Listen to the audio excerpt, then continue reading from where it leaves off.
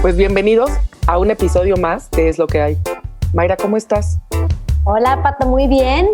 Emocionada hoy porque vamos a hablar de un tema que hace mucho yo quiero platicar y estoy proponiéndolo. Fíjense que vamos a hablar de las sectas. ¿Cómo llegas a entrar a una secta? ¿Qué son? ¿Por qué existen? Etcétera, etcétera. Sé que el tema, literal, te lo llevas saboreando 6 meses. A mí también me parece súper relevante y obviamente no podíamos escoger una mejor persona que nuestro ya cuarto miembro de Es lo que hay, Alfredo Zúñiga, que es psicoterapeuta, psiquiatra y nuestro sensei, básicamente. Alfredo, ¿cómo estás? Hola, muchas gracias por la invitación. Muy contento de estar aquí con ustedes y que la gente nos esté escuchando. Bienvenido, Alfredo. Gracias, Mayrita. Les voy a decir, yo creo que este tema es muy complejo. Media hora no nos va a dar, pero bueno, empecemos por la definición. Y dice que secta es el conjunto de seguidores de una doctrina religiosa o ideológica concreta que representa una sección o un sector desprendido de un conjunto más amplio. O sea, que se ha cortado, que se ha separado, etcétera, etcétera, ¿no?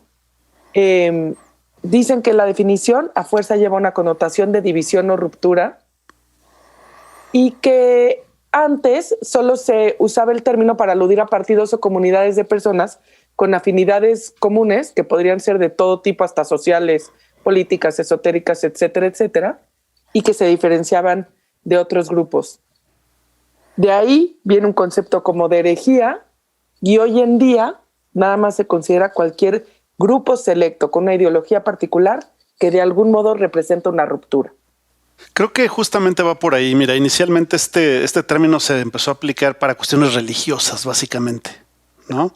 Todas esas personas que por algún motivo no estaban de acuerdo con las normas o con las reglas o que tenían alguna diferencia y no se hacían oír dentro del grupo principal, pues lo que hacían era formar sus propios grupos derivados y aquí es donde está el concepto de la ruptura y empezaban a juntarse con gente que tuviera las mismas inquietudes y empezaban a agarrar fuerza.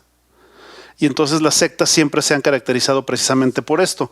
Inicialmente creo que se asociaba mucho el término con gente que es pues revoltosa y revolucionarios y que desafiaban a la autoridad porque finalmente al salirse del grupo que era el que tenía el poder, pues también los grupos originales los desprestigiaban diciendo que lo hacían con fines de, pues no los mejores, ¿no?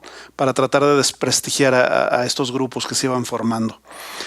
Pero bueno, sí, hoy se aplica a cualquier grupo y a veces hasta tiene una connotación un tanto negativa sin que de alguna manera tenga o sea el interés esta negatividad hacia el grupo, desgraciadamente así es como muchas veces se entiende, ¿no? Una secta como algo que te habla de cosas que no son buenas o que tiene finalidades malas o que siempre acaba en problemas y así es como lo vamos asociando hoy en día. Oye. ¿Y sí o no, Alfredo? O sea, y como con eso cuentas a mí como que me entra esta duda. ¿Sí es una secta necesariamente algo malo o es algo que es una necesidad del ser humano? El problema es que se ha asociado mucho esto de las sectas con que las personas que ingresan, y esto te estoy hablando de trabajos de investigación que tratan de las sectas, se dice que para hablar de la parte de la psicología en la secta, principalmente porque hay que tener en cuenta que en los grupos sectarios suelen entrar personas que psicológicamente no están bien o que psicológicamente traen alguna predisposición, ¿sí? Okay. Especialmente en un grupo de sectas que se han estudiado como aparte, que se llaman las sectas destructivas. Hay todo un conjunto de sectas que se llaman sectas destructivas, que independientemente de todo, lo que hacen es que se trata de sectas que resultan como políticamente incorrectas o que pueden ser delictivas, o que por algún motivo ocupan como la atención de los especialistas, ¿no? O sea, con ciertos grupos que generan conflicto, que generan problema. Y se dice que son destructivas porque de alguna manera lesionan desde el punto de vista psicológico, desde el punto de vista social e incluso desde el punto de vista jurídico, ¿no? Rompen la ley, le hacen daño a la gente que está dentro, las convencen de hacer cosas. No, o sea, Alfredo, a mí, perdón que te interrumpa, o sea, que es el suicidio colectivo más grande, ¿no? La secta del Guyana, el famoso Kool-Aid con cianuro. Fueron casi 1,000 personas que se lo tomaron de manera voluntaria. O sea, y entonces por eso se habla de estas sectas destructivas como las que realmente llaman mucho la atención, porque hay grupos religiosos en donde sí puede haber cierta destructividad, ¿no? Estaba yo leyendo, por ejemplo, el caso de cómo empezaron los testigos de Jehová a hacer una secta en donde ellos, por sus principios y todo, evitan que la gente que forma parte de esa secta acuda o reciba tratamientos médicos que les podrían salvar la vida. Y desde ese punto de vista, pues ya hay ahí algo que está haciendo que la persona se ponga en riesgo, ¿no? Y eso ya va de alguna manera hacia la destructividad de ciertas sectas que generan lesiones de todos tipos. ¿Y qué pasa con estas sectas? Que en sus dinámicas se llama de adoctrinamiento, de convencimiento de la gente para que pertenezcan, utilizan técnicas de persuasión que propician que la personalidad cambie, que los valores de las personas cambien, que se peleen con su familia, con su entorno. Y esto pues es bien difícil de manejar porque de alguna forma, una vez que una persona está convencida, es bien difícil de revertir este proceso, ¿no? Se habla mucho de que las sectas lo que tienen es gente fanática, gente que no es fácil de convencer una vez que ya están convencidas. Son muy fáciles de convencer para entrar al grupo, pero luego para sacarlos cuesta muchísimo trabajo. ¿Por qué? Oye, pues porque todos necesitamos pertenecer. A un fanático. Por supuesto. Por supuesto, los me fanáticos incluye son, en el grupo. Es lo que yo, son de cuidado. porque pero estoy de acuerdo que todas las personas necesitamos sentir que pertenecemos a algo. Justamente. Entonces, por eso te digo, estar en un grupo, pertenecer, sentir que nomás somos nosotros, eso es como algo que se siente padre. Cuando ya brincas esa línea de qué padre que tengo un grupo y pertenezco, ahora ya tengo comportamientos de secta. O sea, ¿qué son los focos rojos, digamos, ahí que empiezan a existir cuando ya algo es secta destructiva? Mira, déjame ponerte, por ejemplo, cómo son los procesos o qué se necesita para que alguien quiera ingresar a una secta en general y en particular en algún tipo de sectas. Lo primero es que los contenidos y las formas de los mensajes que te mandan los grupos sectarios estén en sintonía con tus esquemas personales, ya sea mentales, de valores, de intereses o de necesidades.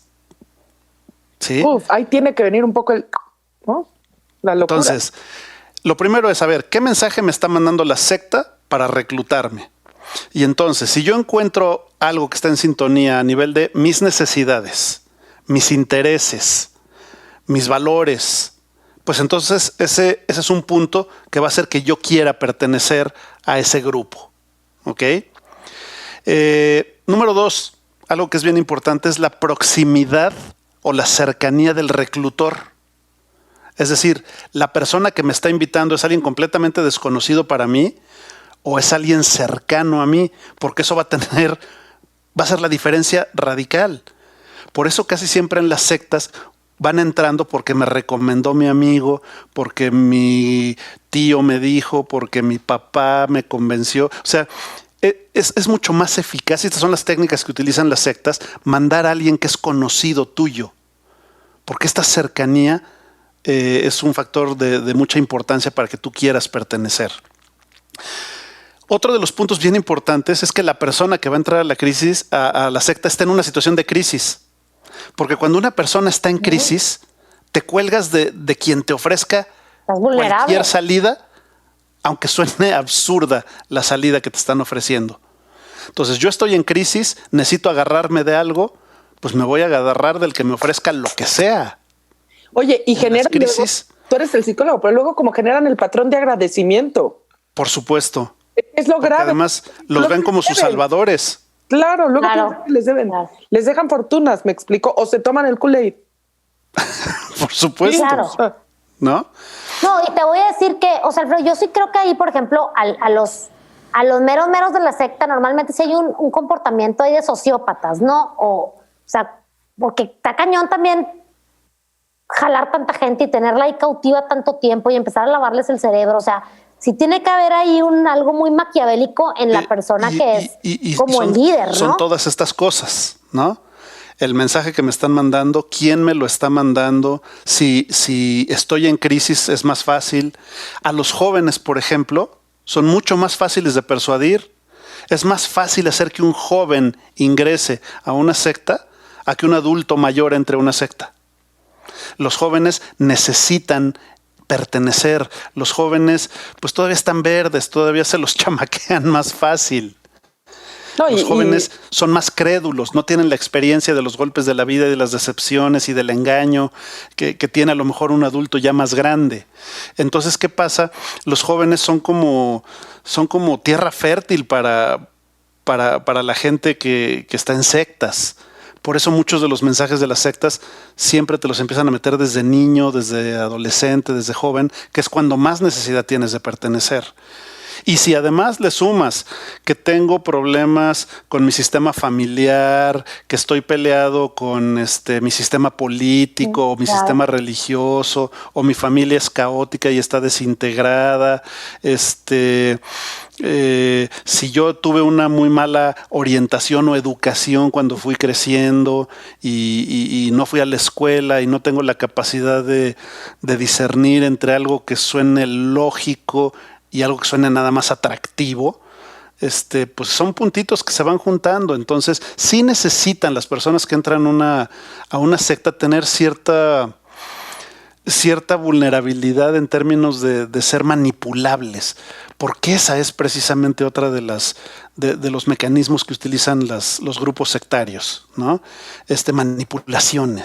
Manipulaciones en las que te dicen lo que quieras escuchar para convencerte, y una vez que ya te convencieron te dicen que siempre no, pero como ya estás adentro ya te cuesta más trabajo salirte. O sabes que hay Pues sientes que ya no hay nada afuera, ¿no? que no lo permiten. O sea, hay tipos de sectas, sin mencionar nombres, ¿no? Pero que a lo mejor ya nunca te permiten hablar ni siquiera con miembros de la familia si no hay algún testigo presente, ¿sabes? Por supuesto. Y viene toda la parte del control. Una vez que ya estás adentro, vienen entonces las reglas, que además tienes que seguir al pie de la letra. Y si eres una persona manipulable, pues lo vas a hacer sin cuestionar, ¿no? Si empiezas a ser revoltoso, pues o te sacan o te aplacan, ¿sí? O te empastillan. O te empastillan, por supuesto. Y viene lo que decía Mayra, esta cuestión del lavado de cerebro, en donde te empiezan a decir que tú no puedes leer nada que no sea lo que ellos te dan a leer y que está autorizado por las autoridades de la secta. Y estoy hablando quizá de sectas radicales, ¿no? Porque hay otras sectas en las que pues, a lo mejor no hay tanto control, sino que simplemente la gente sugestionable es la que entra ahí, ¿sí? Pero bueno, la idea es que una vez que estás adentro, te empiezan a convencer, te empiezan a poner reglas, te empiezan a decir, y tú lo haces porque confías, porque ya te soltaste al control de ellos, vas a hacer lo que te pidan. Porque además te empiezan a convencer de cosas como nosotros somos los dueños de la verdad y tenemos que luchar por ella, hasta viene el fin del mundo y nosotros somos los elegidos, hasta... Eso era lo que te iba a decir. Es mucha esta cuestión de los elegidos, ¿no? Te hacen creer que perteneces a un grupo selecto de iluminados, por decir. Por supuesto. Y esto tiene que ver precisamente con la ruptura del grupo principal, en donde dicen no estamos de acuerdo y nosotros somos los poseedores de la verdad. Por eso rompimos con el grupo grande. Y entonces toda la gente que está necesitada, toda la gente que está vulnerable, pues se va a agarrar de ti y vas a empezar a crecer como secta. Entonces son fenómenos bien complejos, psicológicamente hablando, porque implican mucha manipulación, implican que la persona que entra a la secta sea una persona vulnerable, y de esto es de lo que se aprovechan los grupos, ¿no?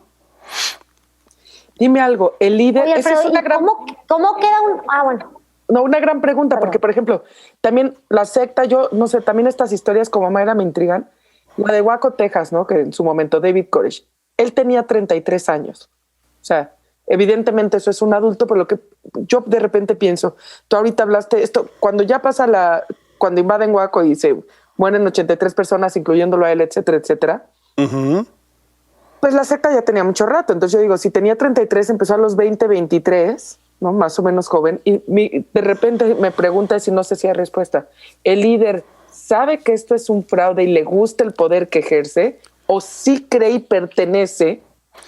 Mira, hay muchos casos en los que el líder es un cuate que está psicótico, que tiene esquizofrenia, que él cree, que él verdaderamente está convencido de que el mundo se va a acabar y que él es el elegido para salvar a la raza humana. Wow. ¿No? Entonces, hay un fenómeno, por ejemplo, en psicología, en psiquiatría, que se llama la locura de dos o la locura de varios, folie à deux, ¿no? En donde, fíjate la descripción de la enfermedad, cuando tú estás cerca de una persona que tiene una idea completamente delirante, se la crees. Y dices, sí, es cierto. Y si te alejan y te separan de esa persona y te cuestionan, dices, no, pues sí, creo que sí me dejé engañar. Ok. Pero si te vuelven a acercar, te la vuelves a creer. Okay. Entonces, esta es la gente vulnerable. Y estoy hablando ya desde un punto de vista de enfermedades. Ya, pero estos a lo mejor son los casos más fáciles de identificar, ¿no? O sea, me convencieron de que tomáramos veneno y nos suicidáramos todos, porque ahora sí el mundo ya se iba a acabar. Y fíjate, había otra secta por ahí que ahorita me acuerdo cómo se llama, en donde también venía lo del final del mundo. Y decían que los extraterrestres ya nos habían visitado y que ahora que acabara el mundo iban a venir los extraterrestres y se iban a llevar un grupo selecto de seres humanos. ¿Y había que ponerse primero en la fila o cómo? Y entonces... ¿Y ellos eran? Ellos eran los elegidos, los de este grupo. Y entonces en el 1970 y no sé cuántos, cuando venía el cometa Halley, el líder de la secta dijo que la nave de los extraterrestres venía escondida detrás del cometa Halley y que ese era el momento en el que se iba a acabar el mundo y que tenían ellos que suicidarse, que tomar esta sustancia, pues para que a ellos fueran a los que se llevaran. Y tómala, se murieron otros cuantos, un par de decenas de personas por ahí, ¿no? Entonces, ¿qué pasa? Sí, hay sectas que están súper enfermas, que además están lideradas por personas clínicamente enfermas. Exactamente. ¿No? Pero también hay sectas o grupos que no son necesariamente a partir de una enfermedad mental, sino de ideas radicales, religiosas, por ejemplo. La cienciología, ¿no? Vamos, la iglesia de la cienciología. Pero esa sí también, estaba basada o fue fundada por un cuate que sí estaba malito de la cabeza, ¿no? Él quería salvar al mundo de las influencias y empezó un movimiento antipsiquiátrico y hablaba mucho de las energías cósmicas y cosas así. Y el fundador, que si no me equivoco se llamaba Ron Hubbard, pues no andaba muy bien de su cabeza. Pero después supieron jalar gente vendiéndoles ideas muy buenas, como tú vas a ser uno mismo con la tierra y la energía de la tierra y demás, y agarraron un segundo grupo de gente vulnerable diciéndoles que les iban a curar las adicciones. Entonces, dentro de la cienciología había estas dos ramas, la dianética, que es un sistema además como piramidal, ¿sí? En donde vas pasando y te regalan un librito, ¿no? Y ahí es el proceso en donde te seleccionan. Te mandan un librito en donde haces una especie como de cuestionario, en donde siempre va a salir que tienes algo mal. Siempre. Está diseñado para eso. Okay. Entonces, al final del librito, ya que te dijeron o que tú leíste que tú estabas mal, te dicen, y si quiere, pues nosotros lo podemos ayudar. Y entonces vas y ya compras el primer libro, ¿no? Donde te explican cómo vas a resolver tu problema. Y una vez que terminas el primer libro, pues ya te engancharon. Porque si desde que tú lees eso y dice que está mal y que ellos te van a salvar, dices, estos cuates están locos, pues tú no vas a hacer parte de ese grupo. Si te crean el problema y la solución. Si les compras la idea, ya te agarraron. Y entonces una vez que estás adentro vas subiendo de nivel, ¿no? Como el principiante, el intermedio, el experto, y entonces ya formas parte incluso de los que trabajan en la organización y vas subiendo de nivel. Y se agarraron también otro grupo de personas, a los adictos, pues que son gente vulnerable, que son gente que normalmente tiene problemas con sus familias y etcétera, etcétera, y ellos pues los acogen. Y bueno, no, pues es una exprimidera de dinero. Físicamente. Claro. Mira, digo, yo como psiquiatra he escuchado cosas, una persona que fue a la Dianética y le dijeron que no, que dejara sus medicamentos, porque los medicamentos lo único que iban a hacer era envenenarle su persona y su alma y todo, y que ellos le iban a quitar la depresión metiéndolo en una cámara que captaba la energía cósmica y que toda esa energía se la iban a pasar a él cuando estuviera en las sesiones dentro de la cámara, ¿no? Que porque la depresión es una falta de energía. Entonces digo, yo no sé, yo no he entrado en México antes se llamaba Dianética, ahora ya también se llama Iglesia de la Cienciología, ¿no? Okay. Pero de alguna forma, pues son cosas que sí de alguna manera pueden generar mucho daño a la gente, porque la gente deja de recibir tratamientos adecuados y empiezan a dejar su dinero ahí porque así funciona esto, ¿no? Oye, Alfredo, ¿cómo queda una persona? Porque yo ya me he inventado varias historias. Está esta serie que está en HBO, que no sé si ya vieron, la de NXIVM, que es esta última secta. Y he leído libros, sí, y he leído libros en donde cuentan la salida. O sea, yo me salí de ahí. Y es la historia de esta persona que un día se ilumina y dice, ¿qué hago aquí? Oh Dios, llevo aquí 20 años y soy un esqueleto, no he hecho nada de mi vida y me han tenido aquí reclutada y bla, bla, bla. O sea, ¿realmente logra superar un trauma una persona que estuvo insectada tanto tiempo en estas sectas súper destructivas? Pues mira, va a depender mucho de la estructura psicológica de la persona. De entrada, es un gran paso que la persona haya logrado hacer conciencia de esto y haya tenido la determinación de salirse, ¿no? Que eso no es común. Eso para nada es común, ¿no? Pero si ya tuviste la salud de darte cuenta, pues vas a ir a buscar ayuda. Y si buscas la ayuda adecuada, muy probablemente puedas librarla bien. No digo que vaya a ser fácil, ¿sí? Hay grupos que no son sectas, pero que son grupos que jalan mucha gente para sacarles dinero y los meten a cursos en auditorios un fin de semana completo encerrados.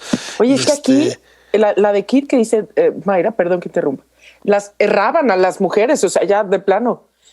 Yo les voy a contar, esto es una historia verídica. Yo viví muchos años en Nueva York y a mí me invitaron varias veces a casa de Kid en fin de semana. Yo chava, ¿no? O sea, no sé, 20 y tantos años y Kid por lo menos, no sé, 20 años más grande que yo. Y algo dentro de mí, o sea, yo también lo que creo es que no se habla lo suficiente de las sectas. Ahorita porque están las series y porque estamos enclaustrados viendo series. No, pero no nos dicen lo suficiente. Sí. Y yo también pensaba, o sea, yo, gracias a Dios, como que tenía mis amigos y me divertía más. Yo decía, yo que me voy a ir a casa de un tipo que no conozco 20 años más grande que yo, ¿sabes? Pero si hubiera sabido en ese entonces, digamos, que es así como reclutan, hubiera tenido como un caso sólido para mi negativa, ¿me explico? Claro. Me invitaron varias veces y siempre, no es que tenía que inventar. O sea, a veces pienso que me salvé por una línea muy fina de ir. No sé si me hubieran atrapado, tampoco lo sé, ¿me entiendes? Pero me salvé por lo menos una línea muy fina de ir. Y fíjate todo esto que te decía, la familiaridad. Primero se hacen cercanos a ti y ya que les tienes confianza y eres una persona cercana, entonces ya te empiezan a meter las ideas y es más fácil que se las compres. Sí, o sea, pero te digo, nadie nos habla. Hace poco vi en redes, en Pictoline, que si no es una cuenta que siguen, sígala, venía un manual para cómo lidiar con un familiar que tú ves que pertenece a una secta. Y me impacté que existiera esa información. O sea, se me hace necesaria, pero lo que me impactó es que sea necesaria. Lo difícil es que no hay ninguna estrategia que esté garantizado que funciona. Porque una vez que una persona ya le lavaron el cerebro, como se dice, ya no hay para atrás, es bien difícil. Es bien difícil sacar a alguien que ya está convencido y que ya participó en desde ceremonias oscuras hasta revolturas o revueltas políticas o cosas de este tipo, ¿me explico? Fíjate, había una secta que se llamaba la Puerta del Cielo, creo. ¿La de Rancho Santa Fe? Sí. Le llamaban secta. El pueblo era el Heaven's Gate. Pasó en Rancho Santa Fe. Sí. No me acuerdo si era la de Santa Fe o esa es otra. Pero en esa lo que te decían los directores los líderes te decían que había que, para purificarse, pues el aislamiento del resto de la cultura y demás, sin internet, sin nada, y la abstinencia sexual, ¿no? Y que todos eran iguales. Y que incluso para eliminar esta distinción sexuales, muchos de los hombres se castraban. Okay. ¿No? A ese grado llegan las convicciones de la gente que entra a las sectas. Wow. Entonces, ¿cómo puedes convencer a alguien que hizo eso de que ya se salga de porque le está haciendo daño? Ok, ya. No, ganaste. Pero ¿estás de acuerdo que esa persona... Leyendo Pictoline? No. No, definitivamente no. No, y yo lo que sí creo es que quien empiece esa idea sí tiene que estar loquito. Perdón, pero tienes que estar demasiado convencido o ser muy sugestionable. Para convencer al primero. Claro, o ser muy sugestionable, que ese es precisamente de donde se agarran, ¿no? Buscan gente que sea sugestionable. Esa es la base. Yo te digo lo que tú quieras escuchar, eres vulnerable. Si eres joven, mejor, porque más me lo vas a creer. Además, no te lo voy a decir yo como extraño. Te voy a invitar a que vengas, conozcas, y ya que te sientas en confianza, te lo vamos a decir desde la confianza que ya nos tienes. Alguien que tú consideres cercano es el que más te va a convencer. Y son estrategias que no les importa tardarse semanas o meses, pero van jalando y van jalando y van jalando. Y aunque muchas películas no hablan de sectas específicamente, hay muchas películas donde hay casos de esto, ¿no? Donde te van convenciendo de hacer cosas que no quieres hacer, donde te van convenciendo de hacer cosas que no te atreverías a hacer nunca solo. Y este es otro fenómeno que en psicología se llama desindividualización, ¿no? ¿Qué es esto? Que cuando yo estoy en grupo, me atrevo a hacer cosas que jamás haría yo solito. ¿Ok? Que no me atrevería a hacer yo solito. Por ejemplo, hay un estudio bien interesante de este fenómeno de la desindividualización, en donde a principios del siglo XX, por ahí de 1900, fue un caso que incluso se estudia en los libros de psicología de un afroamericano que se llamaba William Carr. Y a él, su vecino blanco lo acusó de que se había robado una vaca. ¿Ok? Y entonces la policía fue a arrestarlo. Sin preguntar nada. Lo acusaron de que se robó la vaca del vecino y lo fueron a arrestar. Y en eso se empezó a hacer un movimiento en donde todo el pueblo se lo arrebataron a la policía de las manos y lo lincharon. ¿Ok? Si tú agarraras a cualquiera de esas personas y le preguntaras, oye, ¿tú te atreverías a colgar a alguien? No, por supuesto que no. Solito ninguno se atrevería a hacer algo así. Pero ya en grupo viene esta cuestión de la desindividualización. Ya no estás actuando tú solito. Tu culpa o tu responsabilidad se diluye en el grupo y entonces te atreves a hacer cosas que no harías normalmente bajo ninguna circunstancia si estuvieras solo. Entonces, este tipo de fenómenos son fenómenos que en todo esto de los grupos sectarios, pues son bien importantes de entender también, ¿no? No, oye, estoy más traumada de cómo empecé. Yo también, o sea, ahorita te lo juro que te iba a decir, este episodio cómo se concluye, porque estoy a nada de decir, estamos locos. O sea, ya. Pues no es que estemos locos, mira, yo lo vería de otra manera. Hoy en día hay tantas sectas porque hay mucha infelicidad. Ya no hay manera de triunfar en la vida fácilmente. La gente está llena de necesidades de trascendencia, de pertenencia. Vivimos en una cultura tan vacía, tan vivir nada más para trabajar, que ya no hay alicientes en la vida, ya no hay muchas metas, ya tienes que trabajar demasiado para conseguir muy poco. Entonces, ¿qué pasa? Pues cualquiera que te ofrece algo más se vuelve extraordinariamente atractivo. Te voy a decir, leí esto, tú que eres psicólogo y psiquiatra, que en la pandemia estaba creciendo de manera, o sea, así como exorbitante, el número de personas que se estaban uniendo tipo a sectas. Y decía que uno de los factores, evidentemente, es el aislamiento. Así sientes que te relacionas y el tiempo que tienes como para leer y que ahora sí que te adoctrinen a distancia. Yo hubiera pensado, los casos que hemos hablado es donde la gente físicamente se trasladaba o al Heaven's Gate o a la Guyana, ¿no? Etcétera. O sea, colectivamente compartían el mismo espacio. Yo estoy un poco sorprendida de leer que se siguen insectando dentro de sus propias casas. Pues claro, pues ya tenemos internet. Y el internet conecta lo que sea con lo que sea, ¿no? ¿Qué pasa? Es más fácil conectar con otro loco igual que tú. Por supuesto, y dime tú qué son todas estas teorías de la conspiración. Bueno. ¿No son sectas? ¿De alguna manera? No, y se van a hacer marchas frente a al Capitolio y se van a hacer marchas en Ámsterdam en Ámsterdam y todo.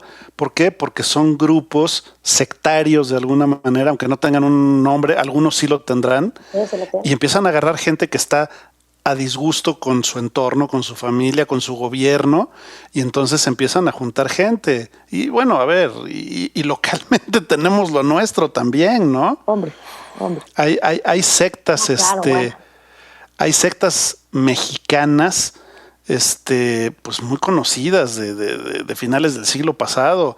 Los narcosatánicos, por ejemplo. Claro. Una secta bastante Echaban sonada. dólares por la ventana, ¿sí o no? Sí. O sea, la Nueva Jerusalén, otra secta mexicana así súper conocida, ¿no? Entonces, pues hicieron ellos su propio pueblo cerrado del resto, no había autoridades que entraran, en fin. Entonces, ¿qué pasa? La gente está necesitada y de eso se aprovechan los grupos sectarios, de las necesidades de la gente. Fíjate que hay un grupo ahorita, seguro han escuchado, que se llama QAnon, que básicamente apoyan a Trump y sobre todo un gran apoyo a partir de la teoría del fraude electoral, ¿no? Y a mí me sorprendió mucho, yo me dedico a temas, ya saben, de procuración de fondos, y a diciembre Trump llevaba algo así como 400 y cacho millones de dólares procurados, 13 millones por día, de alguien que sin pruebas, que con grabaciones pidiendo votos falsos, ¿no? O sea, estaba alegando un fraude. Y decían que uno de los grupos de apoyo más importantes de QAnon, que ya también trae teorías de la conspiración del COVID, etcétera, etcétera, eran japoneses. Entonces, wow. Sí, de repente digo, ¿qué nos está pasando? Yo no quiero Japón, pero en mi mente y conocimiento los japoneses es una cultura en muchos sentidos como muy privilegiada, lleno de buena educación, están muy lejos de Estados Unidos. Curiosamente los japoneses tienen muchas sectas muy importantes históricamente hablando, ¿no? Pero bueno, aquí otra vez está el factor que hablábamos hace rato de la falta de cultura de mucha gente, que te ponen una grabación que claramente está actuada y la gente se lo cree. Sí, claro. Mira, me voy a acordar un poquito de lo que contamos en uno de estos episodios en donde hablaban de un problema matemático y que, o sea, eran puros matemáticos los que lo estaban resolviendo. Y uno de los problemas trataba sobre el tema de las armas. Los matemáticos pudo más su ideología que la matemática. O sacaron mal el problema porque era más importante defender su punto sobre las armas que el problema matemático para el cual fueron contratados, reunidos. Ajá, entonces yo sí creo que hay también como que tú tienes una ideología y aunque oigas algo falso y veas algo que neta no puede ser verdad, si tú crees en algo, crees ciegamente, acto de fe. Yo creo que eso ya también cuando estás un poquito adoctrinado, ¿no? Y no, ¿sabes qué? Que también es una naturaleza del ser humano. El ser humano, con tal de no reconocer que se equivocó, es capaz de aceptar inconscientemente cosas, aunque le suenan ilógicas. Esto es como una especie casi que está de reflejo, ¿no? O sea, primero... Ya lo dije y no me rajo. Exacto. Antes muerta que equivocada. Algo así. Entonces, súmale eso, la vulnerabilidad y todo lo que hemos estado platicando, pues vaya, hay caldos de cultivo maravillosos para hacer sectas de lo que quieras, pero de verdad, claro, de la lo que tecnología quieras. no ha sido más que, pues, una plataforma. Vaya, hay sectas hasta, no sé llamarlos sectas, pero grupos sectarios tan llevados al ridículo que están en contra de las leyes en las que un ser humano solamente se puede casar con un ser humano, que hay todo un movimiento de personas que se casan en Estados Unidos con su motocicleta o se casan legalmente con una pizza, o sea, de verdad, no es broma, ¿no? Es un grupo de gente que está en contra de que tú solamente te puedes casar con otro ser humano. Ahora sí que como dicen los matemáticos, me casé con mi pizza, lo que queda demostrado. Pero con un acta de matrimonio. Por eso, aquí está. Yo pensaba que era un extremo la iglesia de Maradona. Por favor, todos los que sé que se acaba de morir, pero no me odien, pero Descansa en paz. Descansa en paz, de verdad, un titán del fútbol. Pero de ahí a ser una iglesia, o sea, hay una iglesia, está reconocida, te casas bajo el rito. Y la iglesia, su principal teoría, no sé si las iglesias tienen teorías, es que Maradona es un dios. Entonces Maradona te puedes casar bajo sus ritos y sus sacramentos porque es un dios.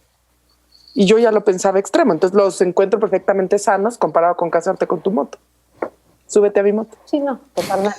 Sí. No, pues bueno, quien ya se casa vimos con que hay su niveles. colchón, hay quien se casa con su colchón, hay quien se casa con su motocicleta, hay quien se casa con su coche. Y tengo mucha curiosidad de saber cuáles son los términos legales de esa unión, ¿no? Si sí, te yo mueres, también, por favor. Eres el coche, no sé. Vaya. Claro, no lo puedes vender. 20 años, pues es tu marido. No, exacto, no lo puedes vender. A la cárcel.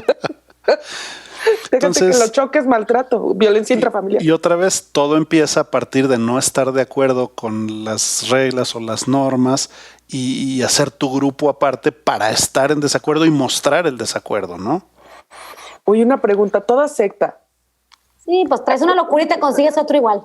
Un componente es que tiene que tener un líder así como mesiánico, o sea... No necesariamente mesiánico, pero... no necesariamente mesiánico, pero sí alguien que sea el líder. Sí necesitas un líder. Y tienen que tener un propósito, ¿no? Uh-huh.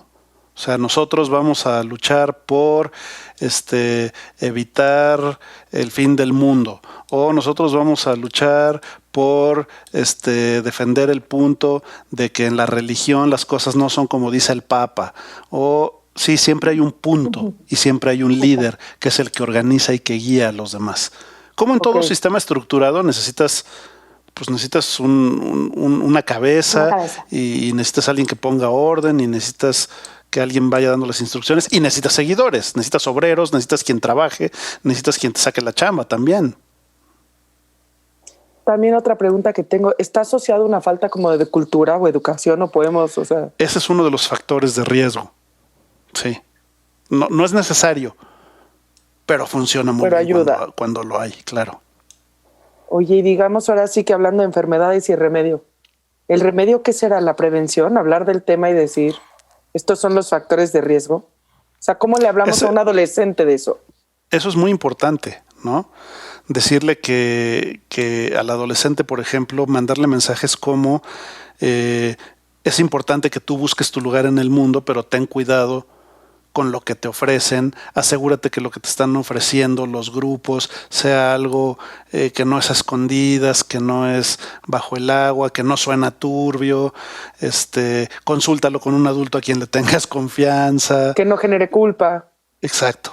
El aislamiento social me parece también... Que no te separe de tu familia, que no haga que te quieras salir de tu casa huyendo, o sea, en fin, cosas que cuando eres joven... y necesitas esta libertad y además estás peleado con la familia y todo, pues eres víctima muy fácil. Claro. Te iba a decir, ¿pertenecer a una secta se puede considerar o comparar como con una codependencia? Pues yo te diría que sí. Yo creo que sí. Visto así desde ese punto de vista, claro que hay muchos componentes de codependencia cuando perteneces a una secta, ¿no? Ahora, ¿qué pasa? La cuestión es que las sectas son muy llamativas y todo para los que están afuera, no para los que están adentro. Claro. O sea, los que están adentro no tienen ningún conflicto, no tienen ningún problema, están de acuerdo, aceptan cosas extremas, como el ejemplo que te decía hace rato de la gente que se castraba, ¿no? No, sí, porque como en esa secta al principio era todos somos iguales, pues ok, para quitarnos nuestras diferencias, ¿no? Pero bueno, el problema es para los de afuera, porque además te convencen de que hiciste bien en salirte de tu familia y en dejarlos porque ellos nada más te querían controlar y no te estás dando cuenta que los que te están controlando son los de la secta. Entonces, los que más sufren pues son los de afuera, no son los de adentro. O sea, es ser terrible tener un familiar ahí. Y sobre todo que no hay una fórmula para poderlo sacar. No hay de que... Porque a veces no sabes ni dónde están. A veces van a vivir a otro lado y no te enteras dónde están. Yo les voy a decir ya casi para terminar. Yo tengo una amiga que una época, ahora sí que asistió a la cienciología, por cierto. Y santo remedio, nos fuimos a Las Vegas. Pues se le quitó. Se le quitaron esas tendencias. Le dije, ¿cómo? Aquí se nos... Pero puede ser una solución, una herramienta práctica. Nos fuimos a Las Vegas, santo remedio, no se volvió a presentar. Es una amiga que anda ahí rara, pues llévatela a Las Vegas. Mira, hay gente que dentro de todo siempre tienen esta parte sana por ahí, ¿no? Mira, en psicología hay un principio que dice que una persona, no importa qué tan enferma esté, siempre tiene una parte sana. Y esa es a la que hay que aludir. Porque si tú le empiezas a hablar de que es que la secta y es que esto no... Te estás metiendo con la parte más enferma y por ahí no vas a entrar, ¿no? En cambio, si le dices, oye, pues no te has dado cuenta que te has separado mucho de tu familia y que a lo mejor tu familia pues no te quería hacer daño. Y entonces a lo mejor puedes tocarle la parte sana y empezar a jalar por ahí, ¿no? Wow. El problema es que las adoctrinaciones son durísimas. Son durísimas. Oye, bueno, yo creo que, o sea, yo podría aquí seguir creo que 3 horas, pero el episodio debe de parar. Totalmente, pues híjole. Alfredo. Padrísimo episodio. Gracias por tu tiempo y tu conocimiento. No, al contrario, gracias a ustedes por la invitación y como siempre, estos temas son súper interesantes y vaya, ustedes los hacen súper amenos. Me encanta estar aquí. Ay, no, gracias. Pues pronto nos vemos. Gracias, Alfredo. Gracias a todos por escucharnos.